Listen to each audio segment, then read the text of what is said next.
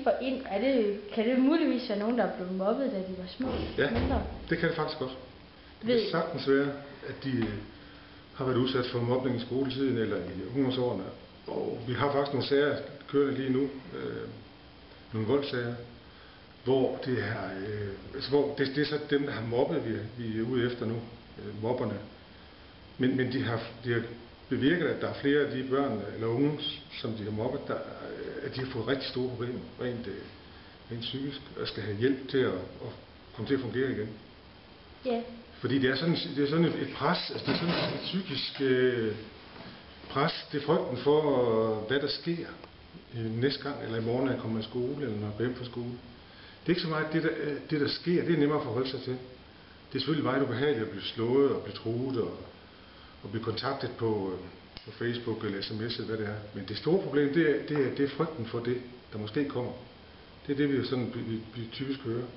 Ja. Gør det størst indtryk og gør mest skade hos pågældende. Man får aldrig ro. Man får ikke mulighed for at slappe af, fordi hvornår kommer det næste? Hvad sker der i morgen, når jeg går i skole? Hvad sker der, når jeg nu skal have en time med dem der, eller når nu skal ikke nødvendigvis nogen i ens klasse, men så på gangen eller i frikvarteret. Så det er hele den her usikkerhed, der er hård. Ja, ved I hvor mange procent der er? Nej, det ved jeg ikke noget om. Altså i forhold til procent, i forhold til de sager, vi har, eller hvor mange unge, der bliver udsat for mobning. Eller i de sager, I har? Altså i de sager, vi har, der vil jeg tro, det er rent jet. Det er måske en 10-15% af dem, der har været mobber eller er blevet mobbet? Ja, hvor sagerne udspringer af noget mobning. Og det er meget ofte det alvorlige sager, til sager, hvor det bliver til vold eller afpresning, trusler. Det er alle sammen i vold, det hedder voldskapitlet i straffeloven. Og der er altså frihedsstraf i de paragraffer. Ja. Og det betyder også, at vi tager det meget seriøst. Altså vi efterforsker det. Når der er nogle sager, hvor nogen er blevet truet eller måske fået bank eller udsat for vold, så tager vi det meget seriøst, og vi efterforsker det hele vejen igen. Og, under 15 kan man ikke straffes, men så bliver sagerne overgivet til socialforvaltningen. Så tager sager, hvad der videre skal ske. Yeah. Og man over 15, så bliver man sigtet og fremstillet i retten. Så det kan godt føre til kriminalitet? Det kan sagtens føre til kriminalitet, og det fører til kriminalitet. Det gør det. Okay. Har I nogensinde oplevet, at der er kommet en 15-årig pige ind, eller en dreng, der har været udsat for det, så selv har gjort noget dumt, som måske har taget et eller andet med i skole og havde skåret ind? Eller... Ja, det har vi også. Det har jeg også. Det er også eksempler på, at man er frygt for, hvad der sker, så bevæbner man sig, kan finde på at tage et eller andet med i skole, og stikke med eller slå med. Og det betyder så, at hvis man så bliver mobbet, ja, så bruger man det, man har med. Og det giver altså også det bliver sådan en straffesag mod den, der så laver det her. Men i forbindelse med den afhøring, så får man så også afdækket, hvad det er, mobberen har gjort. Og det kommer selvfølgelig også til at spille en rolle i forhold til strafudmålingen. Ja.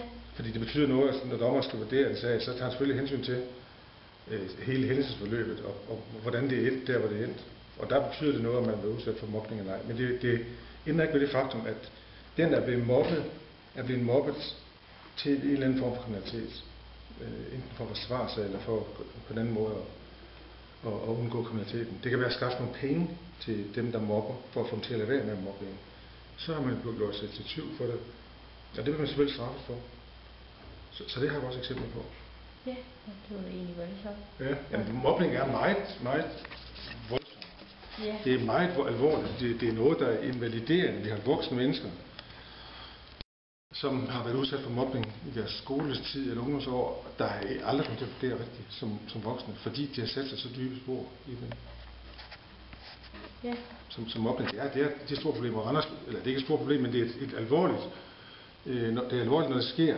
Og derfor er Randers og mange andre kommuner også, at man har en mobbekultur, altså man gør, hvad man kan for at undgå mobning, og man er meget opmærksom på, at det ikke finder sted. Ja. Har I forbindelse til skoler, sådan, hvor der måske er grov mobning over på dem?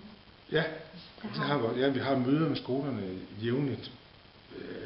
Alle skolerne har en SSP-kontaktlærer, ja, som vi har løbende kontakt med. Og vi mødes Så en fest 4 gange om året, hvor vi snakker om, hvad der er gang i, og hvad der ikke er gang i.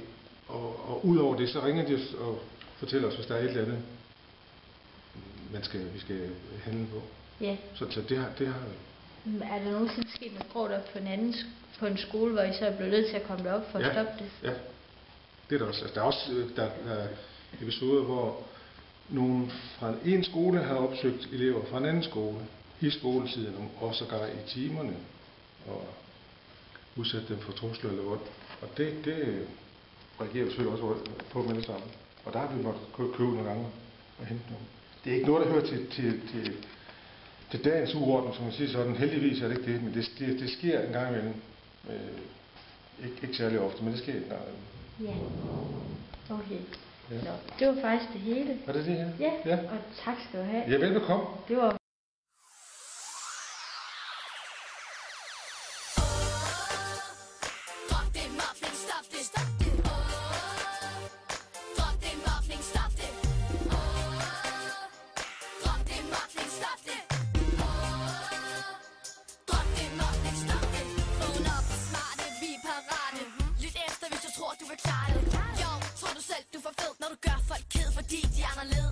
Hey, tror du selv, du er sej, når du driller, kalder folk navne? Nej, det er så meget, som du ikke forstår, hvis du